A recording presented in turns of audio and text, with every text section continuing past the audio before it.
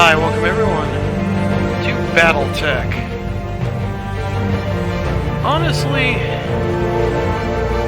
this game I did not like very much at first. I've played a lot of the other games in the same universe, if you will, mainly my favorites being Mech Commander Gold and MechWarrior 4 Mercenaries. I also like Mech Commander 2 quite a bit as well. And there were a few things about this game that rubbed me the wrong way. Specifically, first and foremost, the Lance hardcap unit, especially when you were a mercenary company, and in the Battletech universe, a company of mechs is 12 mechs, not 4.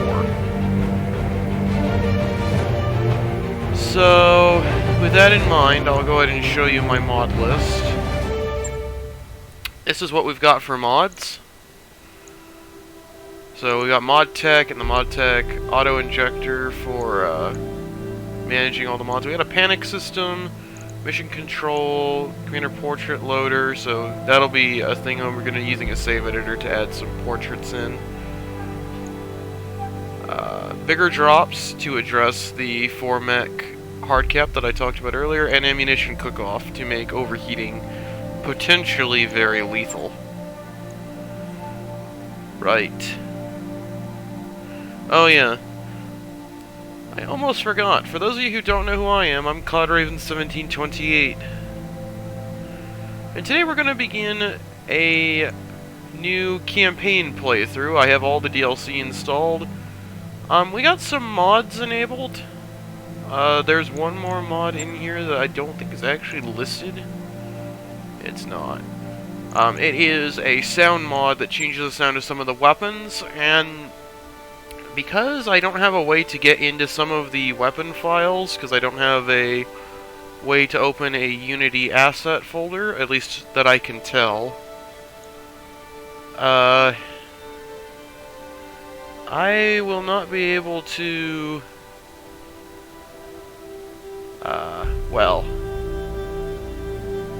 change the sound of some of the weapons. Some of the weapons are going to have no sounds associated with them firing. We'll see how, we'll see if I want to change it. To change that back is going to be really easy. I just drag and drop a file. I don't even have to restart the game. Right. Without further ado, let us begin.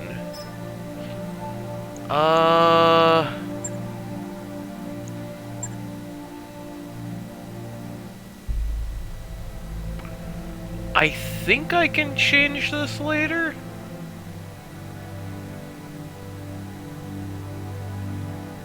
Let's see, I'm trying to remember. If standard campaign has Iron Man, then we will not be using that. Standard campaign should be fine. We'll have to check if it has Iron Man, because if it has Iron Man, we'll have to fix that. Because we're running some mods, there could be some instability, and also I reserve the right to reload, because, my goodness, can this game be rude sometimes.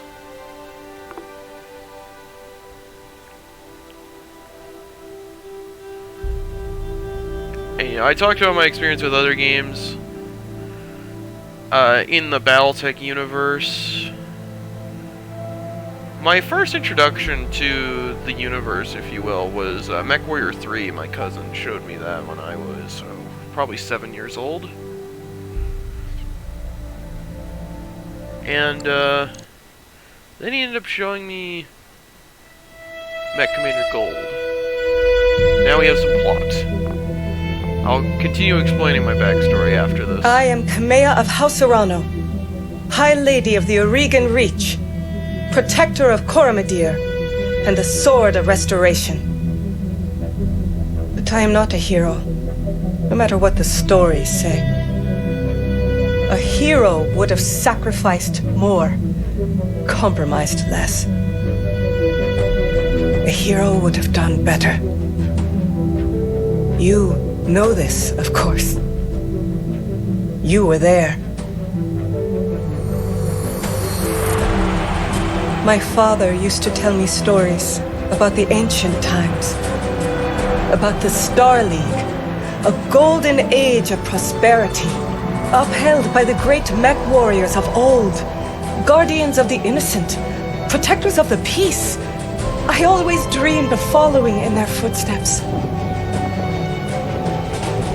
I was too young to see the truth of things. After all, it wasn't heroism or a noble cause that won me the throne. It was hiring a mercenary, skilled enough, perhaps ruthless enough, to carry the day. Hiring you. I still don't know if you fought for honor or for the thrill of it, for belief in my cause, or just in my money. But whether it was your noble heart or mercenary mind, your actions gave us hope. That makes you a hero in the eyes of history. Whether you believe it, that's up to you.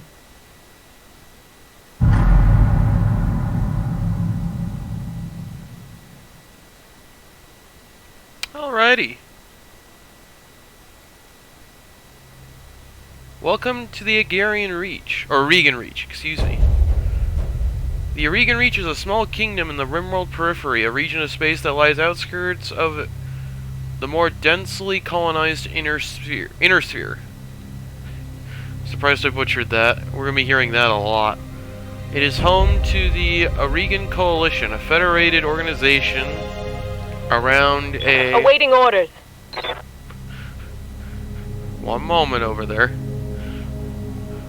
A federated organization around a parliamentary monarchy ruled by the Arano family. For 3 generations, under the rule of House Arano, the Regan Coalition has remained a relatively peaceful corner of the periphery. It is here your story begins. Now, any text you see in orange, we can highlight to get more details.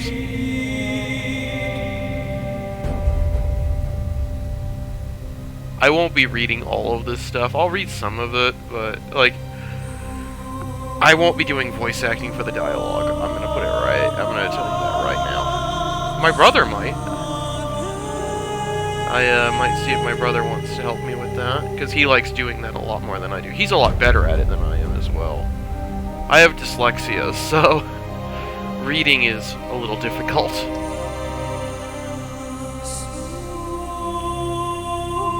I also have dysgraphia as well, so writing and typing. Typing isn't too bad, but writing is very difficult. Because it's like my hand overgrips stuff. I don't know a better way to describe that. Basically, my hands hurt when I write and type. Although, again, typing is not nearly as bad, I've found. Oi. Tablet, you're my interface to chat. You're not allowed to close.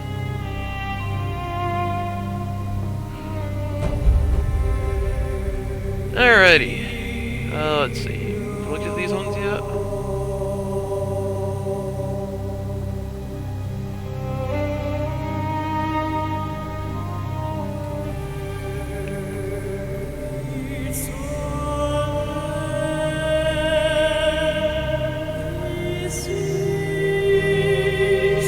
Alright. Decades ago, your family came to the Reach from... Alright, so I've played this game a few different campaigns. I've never actually finished the campaign. I've probably gotten halfway through the campaign a few different times. And I normally picked Kurita, this one here, the Draconis Combine. Due to my experiences from other games, though, let me put it this way. I'm used to these two people betraying me. And Davian is who you play as in Mech Commander Gold. So I'm kind of a little loyal to Davian, which is ironic, because my 2 favorite factions of these are Davian and Kurita, who of course are enemies to each other. Merrick... let's go through these one at a time. We'll see if I can read these. Mech warriors who hail from the Combine tend to be fierce, disciplined, and relentless fighters, no matter the odds they might face on the battlefield. Although the Draconis Combine is ethnically diverse as any of the vast interstellar empires, it is also one of the most culturally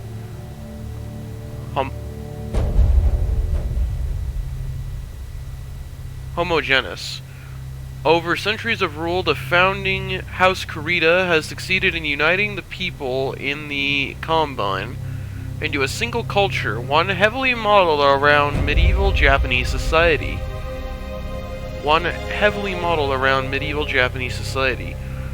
While some, most notably the dissidents of the conquered principality of Rosselhog, continue the chafe at the uniformity of the,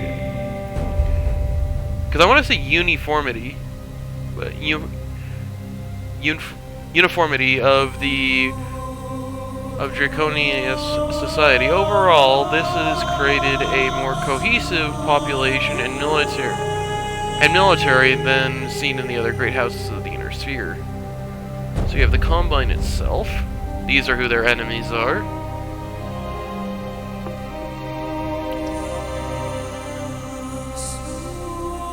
The current leader of the Combine is Coordinator Takashi Kurita. I will say, reading Japanese names is actually, I've found, been pretty easy for my dyslexia. Mainly because Japanese follows it typically does not break its own rules. English breaks its own rules all the time when it comes to spelling and stuff like that. So, it's actually very nice. It's very nice indeed.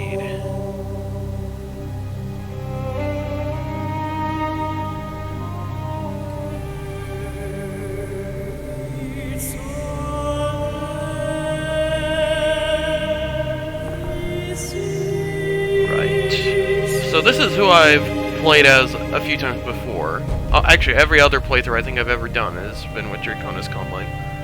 If I remember correctly, this choice doesn't matter too much. You get a few, for those of you familiar with FTL, in different events you have, like, different blue options, depending on, for events, depending on what equipment and what things you potentially have, whether it be special crew member races or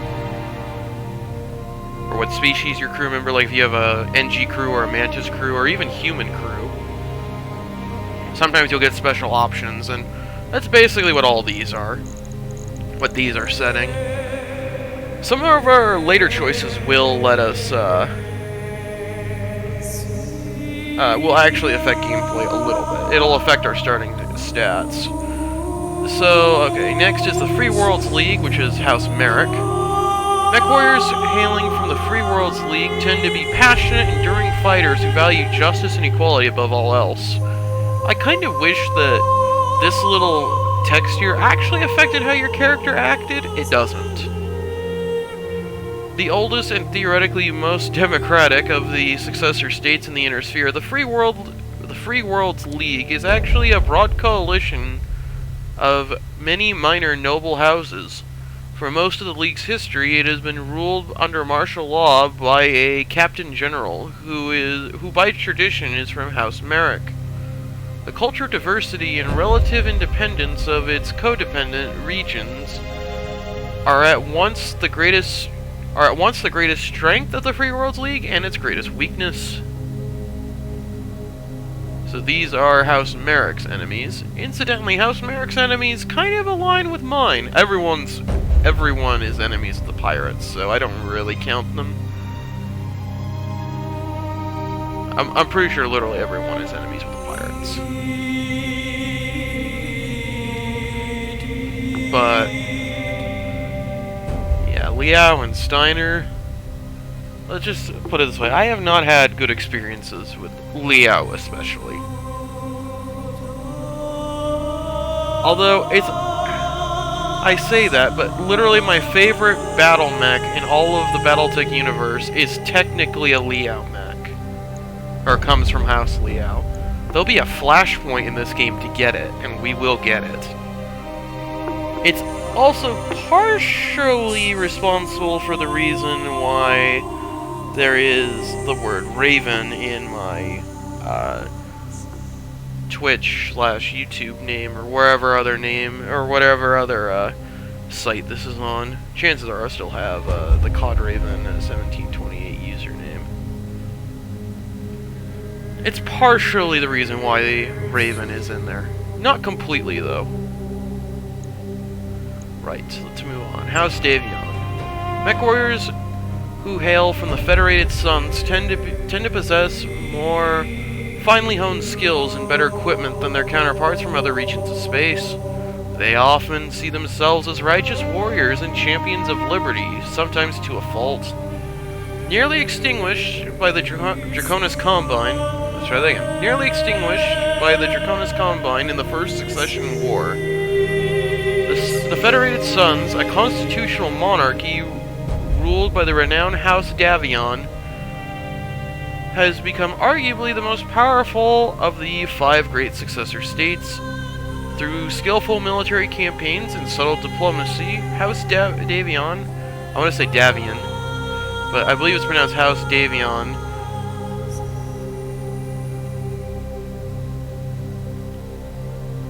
House Davion?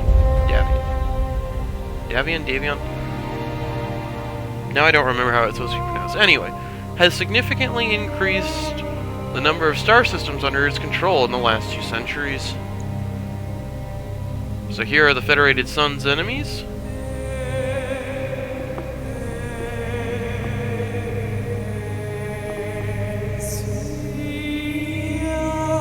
Oh yeah, they allied with the Lorraine Commonwealth, which is these guys, House Steiner.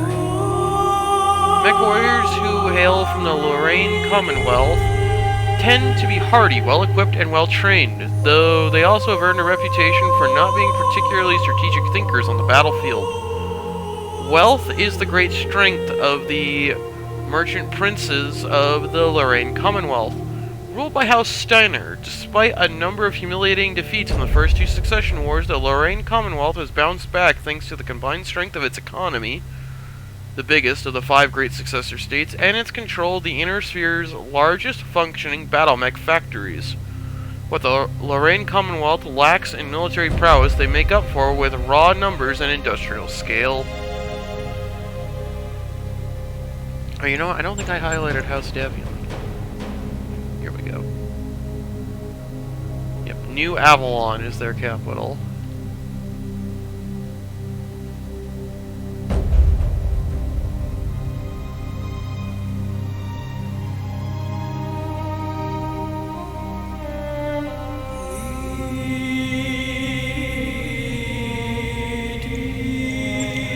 Alright, now House Liao. Actually, we need to highlight House Steiner.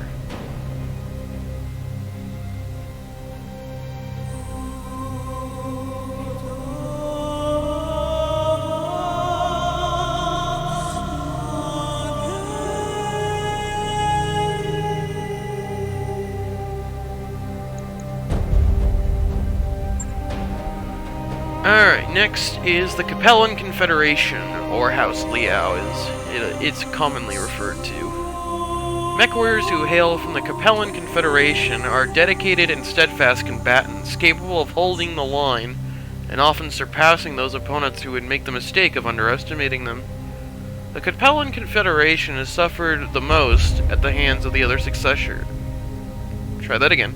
The Capellan Confederation has suffered the most at the hands of the other successor states over the last 2 centuries of war, having lost nearly half its territory it once controlled at the height of the Star League's rule. Over time, the leadership of House Liao has transformed the Capellan Confederation into a socialist police state. With a highly regulated economy, most Capellans take great pride in their citizenship, which must be earned through service through the state. Or must be earned through service to the state. And these are all the enemies that Liao has.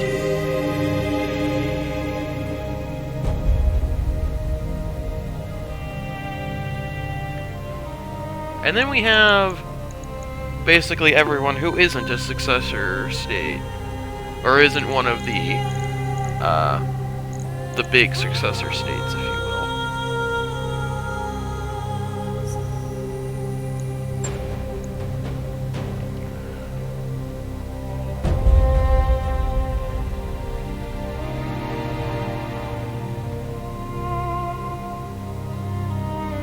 I have no idea how to pronounce that. Magistery of Canopus? We'll go with that. The mech warriors who hail from the Magistery of Canopus can run the gambit of skills and fighting styles, but often favor clever and unorthodox tactics on the field. While smaller than the great successor states of the Inner Sphere, the Magistery of Canopus is one of the major powers of the Rimworld periphery. The Magistry?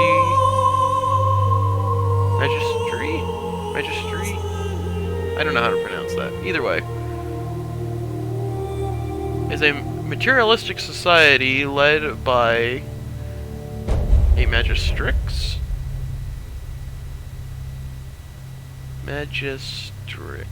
Strikes?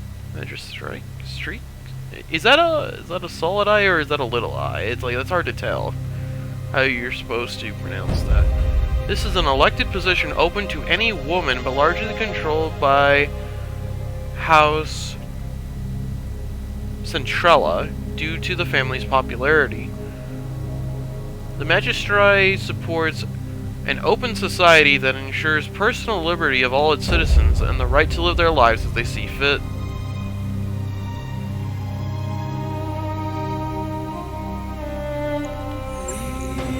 Then we have the Taurian Concordat. The Taurian Concordat. Mech warriors who hail from the Taurian Concordat tend to be stubborn and aggressive. They can be quick to anger, but are nonetheless skilled and perceptive combatants. Founded as a constitutional monarchy under the leadership of House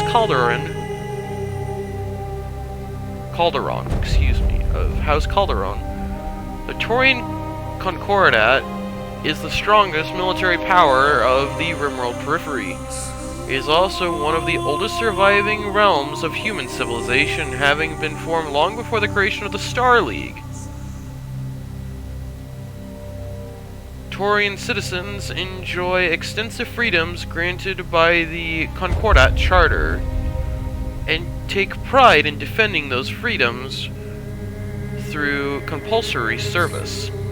The Taurian Concordat has had a long antagonistic relationship with the Inner Sphere, particularly the Federated Suns.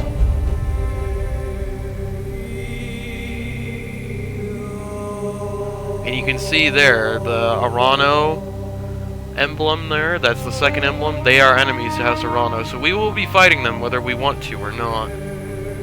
That's not to stop us from picking them, of course.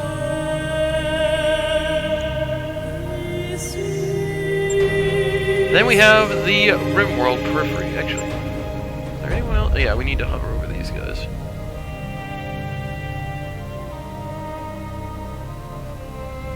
Alright. The Rimworld periphery. There is no easy way to characterize mech warriors hailing from the Rimworld periphery. They can be anything from petty thugs to ruthless tacticians to skilled and honorable warriors. The nations and minor noble houses of the Rimworld periphery have long played a role in shaping humanity. The Star League's downfall began in the periphery, eventually leading to the current tattered state of those desperate star systems on the edge of known space. The periphery is the galaxy's frontier where the great houses of the Inner Sphere play deadly politics, petty bandit kingdoms thrive, and pirate bands prey on the minor noble houses trying to survive in this hostile environment.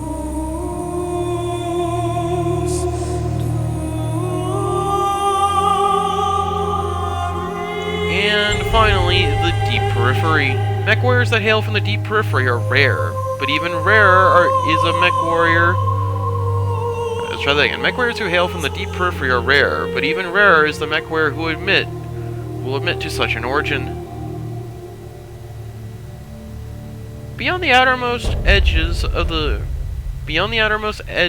periphery lie depths of space that remain uncharted and unknown to most human civilization. Little is known about these regions, but they are far from uninhabited. The deep periphery is littered with abandoned colonies and small outposts, isolated from the rest of humanity. After the fall of the Star League, General Alexander Kerensky led the remnants of the Star League Defense Force into the deep periphery, disappearing from the inner sphere and from recorded history. Oh, don't worry. They'll reappear soon enough. Just not in this game. If I remember correctly, this game takes place in the year 3015? Let's put it this way. The people who were once known as the Star League Defense Force, when they left, they'll be back by 3050, I believe? 3052? I think 3050. But yeah. We're gonna pick Deep Periphery.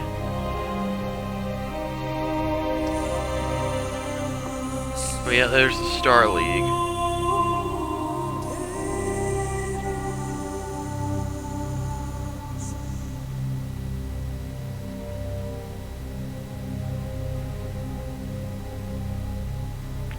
Yeah, Star League shattered in Civil War. Alexander Kerensky.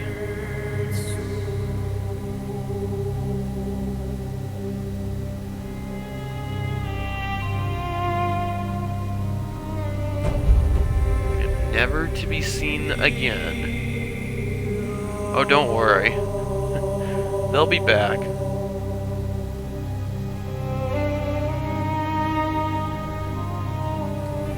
They'll be back.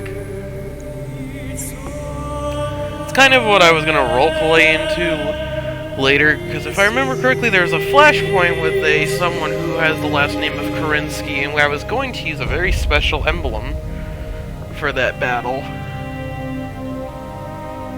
Alrighty, so, you are of noble birth. Though immigrants to the Aurigan Reach, excuse me. Let's try that again. Though immigrants to the Aurigan Reach, your family soon established a comfortable presence in a small backwater system on the edge of Aurigan space. By the time you were born, your family had become the de facto ruling nobility of the system's only inhabited planet. You were the oldest child, heir to the family's titles, and the ancestral battle mech, an old blackjack BJ-1.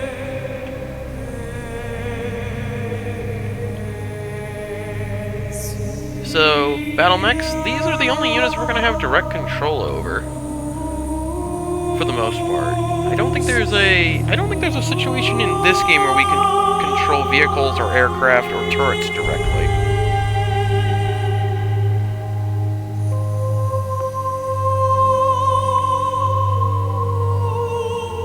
Honestly, I grew to like the blackjack quite a bit over the time I've played this game. We'll be modifying it as soon as I get access to the mech lab, though. Because there are a few weapons that I want to put on it that will make it a lot better than its stock configuration, at least in my opinion. Anywho, this is where you met Raju Mastiff. Why can't I say that correctly? Mastiff Montgomery, a veteran of the Succession Wars, whom your parents hired on for a season to train you as a mech warrior. That's him right there.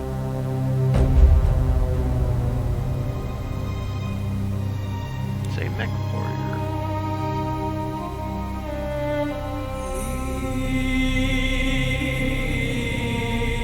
Raju was a strict but excuse me. Raju was a strict but capable teacher. I feel like I'm butchering strict. Raju was a strict but capable teacher, and you quickly became a skilled pilot under his tutelage. It was an uneventful life. Alrighty, now for things that actually affect gameplay. Well, our starting statistics. until the day after your 16th birthday. Until the day after your 16th birthday, when you were exiled, you struck out on your own, your family went bankrupt, your family died in an accident, or you were betrayed. I already know which one of these I will pick, but I'm gonna read through each one of these. So first, you were exiled. Once the promising young Scorn?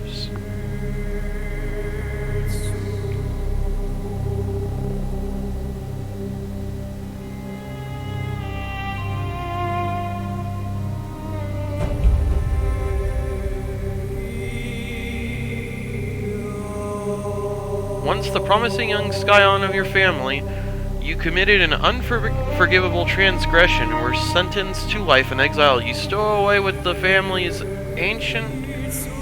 ancestral blackjack and set off to find a new life to call your own. That's +1 gunnery, +1 tactics. You struck out on your own. As heir to a noble family, you grew up wanting for nothing, and as it turns out, you couldn't stand a life of pampered nobility. Finally, one night, you stole away with the family's ancestral blackjack and set off to find a new life to call your own. That's piloting and tactics. Your family went bankrupt. As you grew older, you watched your family's fortune, income, and influence slowly dwindle away until there was nothing left. Your parents, driven to despair, took their own lives. With nothing but your family's ancestral blackjack to call your own, you set off to make a new life for yourself. Your family died in an accident. The rest of your family died in a freak jump ship accident. After which you discovered they had nothing left behind but piles of debt. After selling everything to settle the debt, you set off on your own with your family's ancestral blackjack left to your name. With only your family's ancestral blackjack left to your name. Okay. And that's +1 piloting, +1 guts. And we're gonna go with this option because honestly, like, if I had to pick one that isn't this one, I probably would have picked one of these two. But we'll go with this one. Your family was betrayed. Your family was betrayed and its seat of power destroyed. You defeated the betrayers, but you were the sole surviving member of your house. With nothing but your family's ancestral blackjack left to call your own, you set off to make a new life for yourself. +1 gunnery, +1 guts. Alrighty. Out on your own, you fell into a life of a Regan Coalition soldier, Frontier Pirate, Solaris Gladiator, Interseer Mercenary, Frontier Freelancer, or Merchant Guard.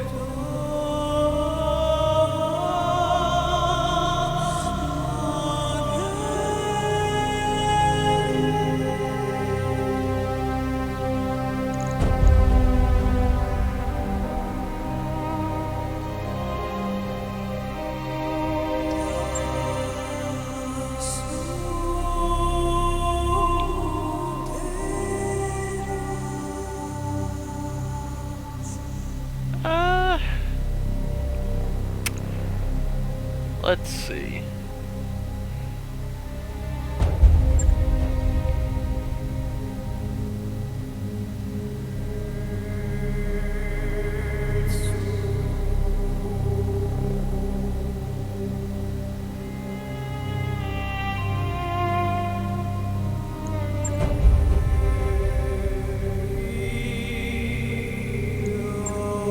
I normally pick Frontier Freelancer for this. Honestly.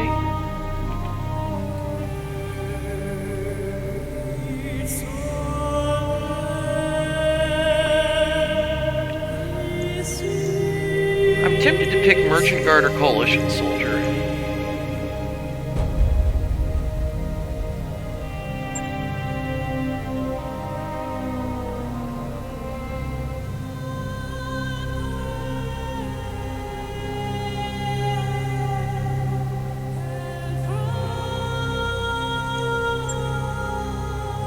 So I will show you real quick. So if I pick Coalition Soldier and I click Next, it actually changes what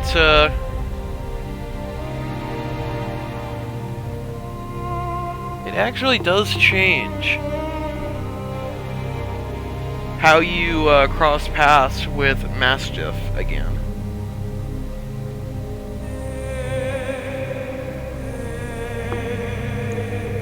So, let's say I pick Merchant Guard.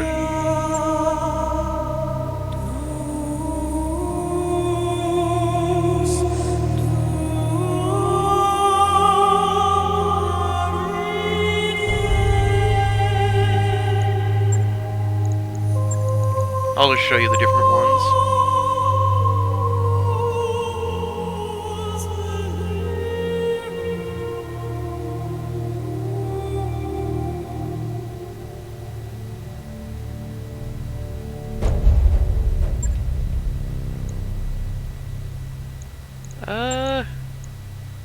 Yeah, there's that too.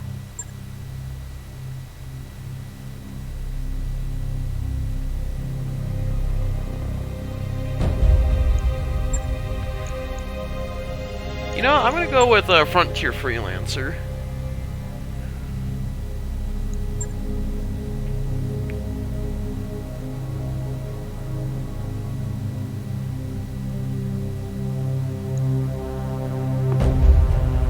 Alright. Until years later, you cross paths with Raju Mastiff Montgomery. Once again, excuse me. While running a routine patrol for a local government on the outskirts of the Regan Reach, you were set upon by pirates and left for dead. Raju happened to be visiting the capital city and picked up your distress call. Upon rescuing you, he offered you a job at the House Arano Royal Guard. I don't know. I'm debating between Frontier Freelancer or Coalition Soldier. I normally have picked, Freelancer.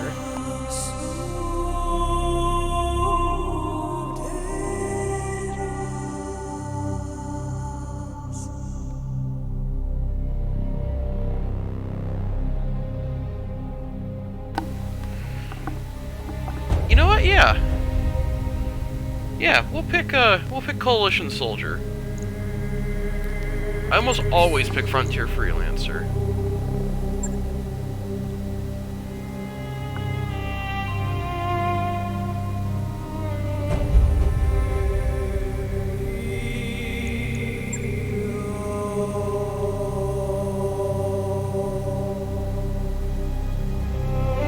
Alright, until years later, you crossed paths with Raju Mastiff Montgomery once again. On an ill-fated mission, you were caught behind enemy lines and separated from your lance. Raju happened to be on patrol nearby and he launched a daring rescue. Upon finding out it was you he had rescued, he brought you into the House Arano Royal Guard.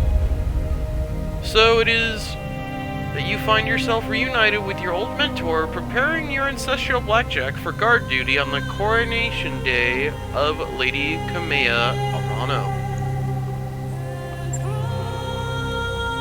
My goodness, how long? We've been going for 38 minutes and we haven't shot anything yet. We need to correct that. Also, I've got some portrait mods in here. We haven't gone over them, well, we have gone over the mod Receiving list. you. What do you need? Yeah, I'm listening. Good to go. Orders? I go over the different name lists. The portrait mod I'm using also allows our character to have a name. I'll probably end up changing it back to the computer. Receiving you. Ready for orders? Orders? Ready for orders. Waiting for orders. Yes, Commander. Ready to rock. Aye, aye. I've got your back. Yes, Commander. Reporting. What can I do for you? Welcome, Commander. See, that's our AI. I hear you.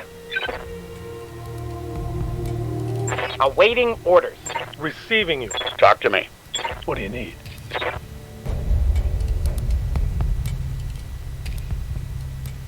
Oh, Skipper. What's up, boss? Commander. Orders? I'm your spaniel. Standing by. Standing by. Receiving you.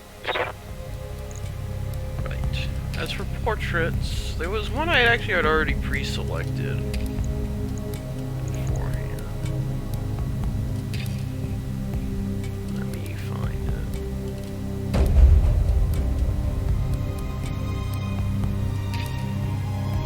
Oh, there it is.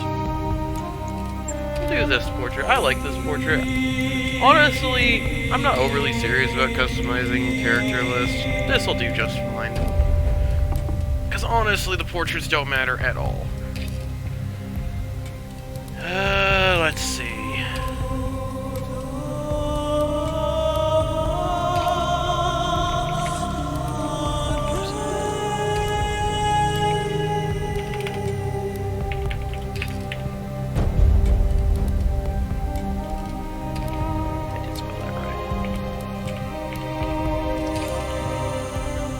Call sign.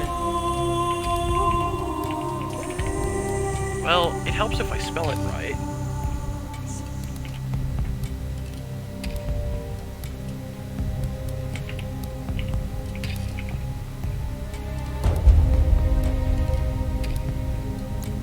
Oh. I'll spell it right eventually, I promise.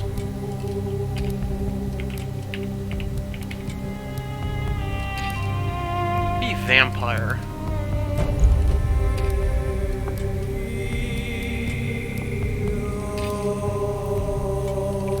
I can also change my portrait later if I don't like it.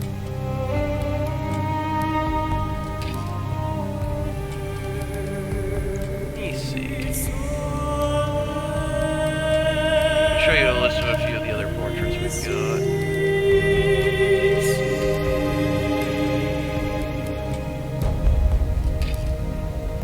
Some of them are more in-universe portraits, some of them are just some neat art drawings. And I might add some of them, I might add some in myself, honestly.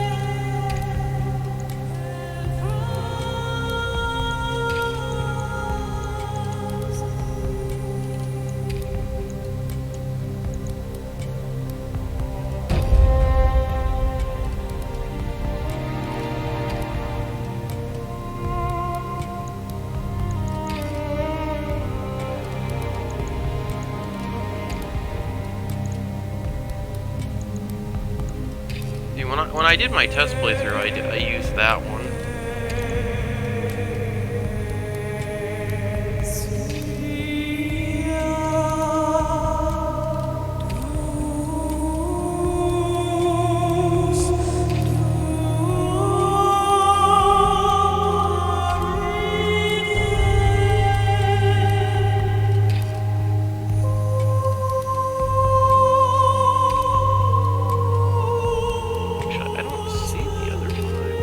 Oh, there it is, right there.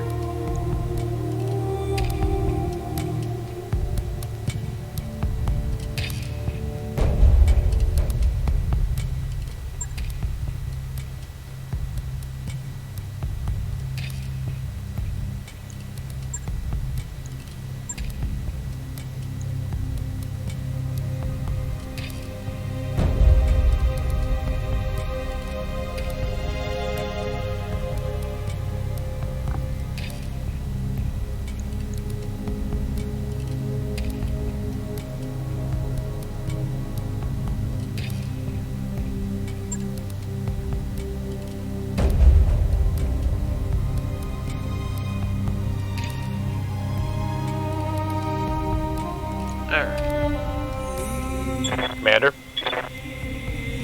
So, after a full hour of prep work, also allowed me to see how many frames I dropped. I didn't drop too many frames, honestly.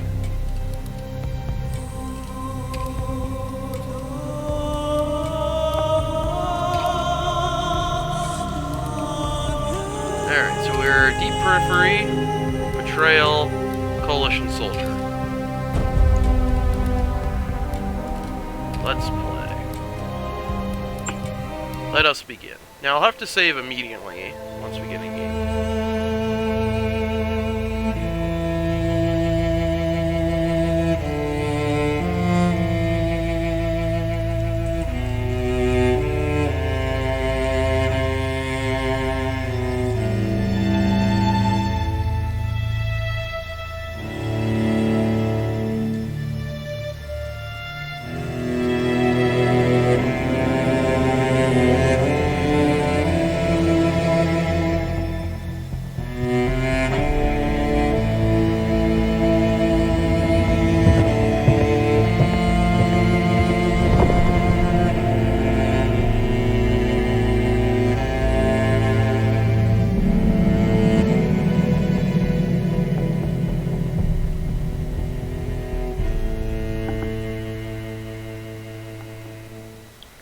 It is here where our story begins.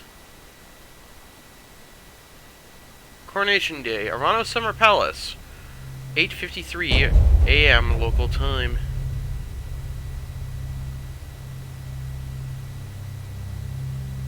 Right, as soon as I get control, I'm going to save the game.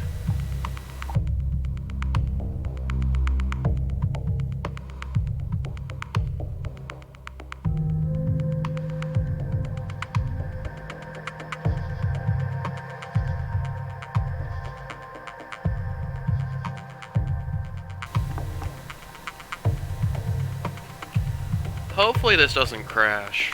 I tried career mode, not campaign, so I don't know if any of the campaign missions are gonna crash or not. Let us begin. Command interface initiated. I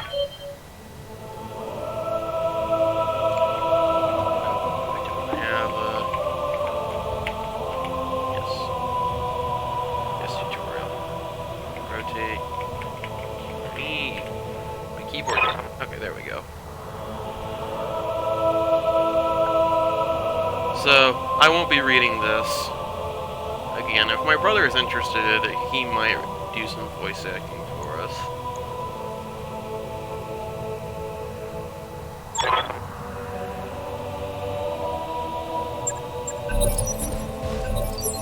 Alright, my turn. Why can't I save the game? Cannot save during the tutorial mission. Oh, goodness. I'll come right out and say it, kid. I wasn't completely honest with you the other day. There's gonna be more to this job than escort duty. Here's hoping that nothing bad happens. Move order received.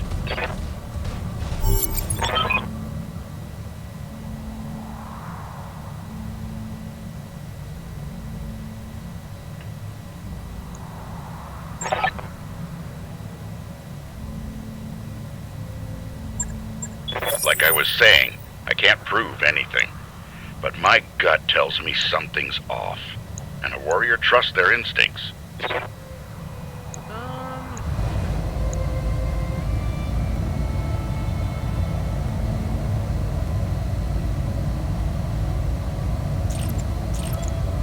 Roger that. You hear the different laser sounds. And then everything gets Hostile blown up. removed.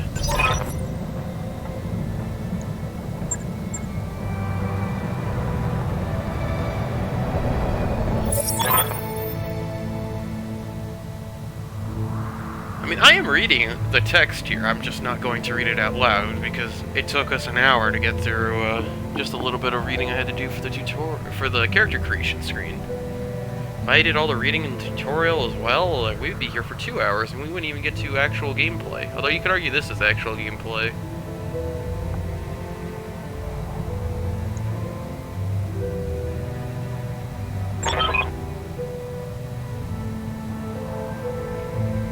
Oh. That's nice. She reminds him of us, huh?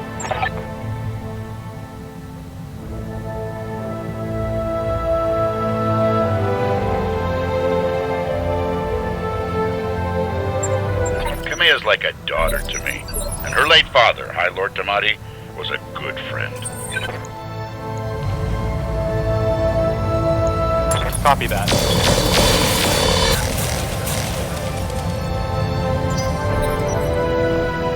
Alright,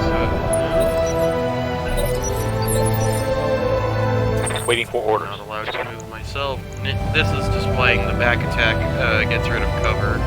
Firing on rear arc.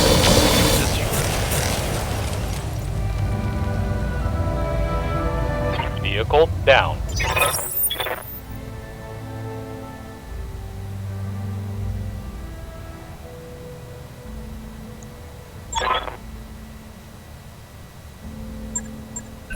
Victoria pulls no punches, but she's been a loyal companion to Kameya since they were kids.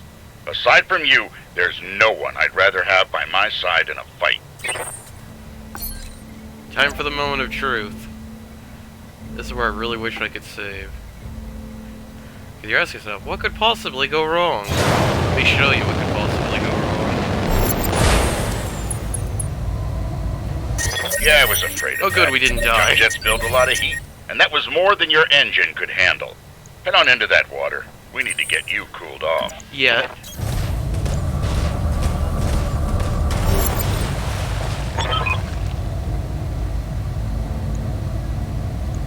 Alright, our jump jets are leaking plasma.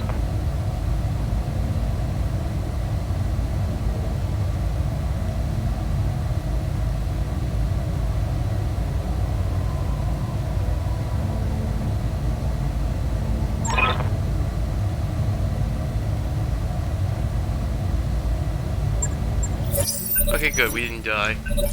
With the ammunition cook-off Good to go. mod, my blackjack has ammo in its center torso.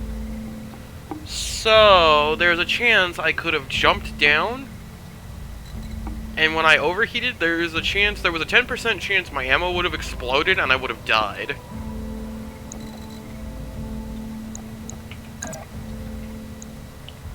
That would have been embarrassing to die Moving on out. the tutorial mission. Engaging. Go.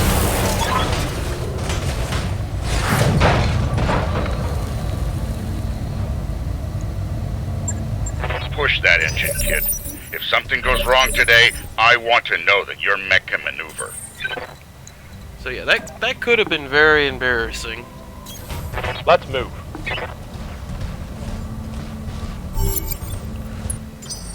If I knew I could save, I would have demonstrated the explosion.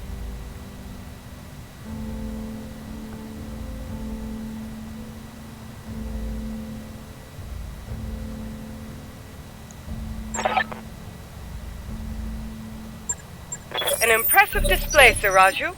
Of course, this mech warrior was a student of yours. I'd expect them to know their way around a cockpit.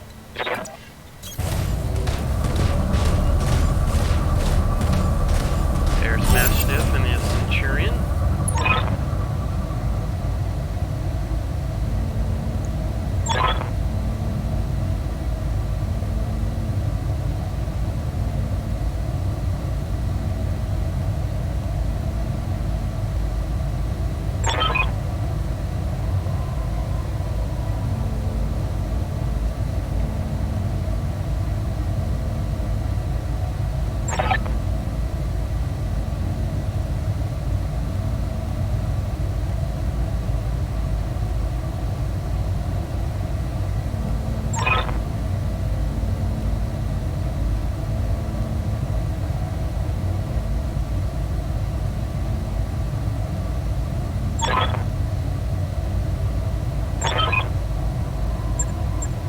Mission successful. Excellent. There was a 90% chance we would survive that. But yeah, that would have been very embarrassing to die on camera before the game even started. Alright, let's see if we transition correctly.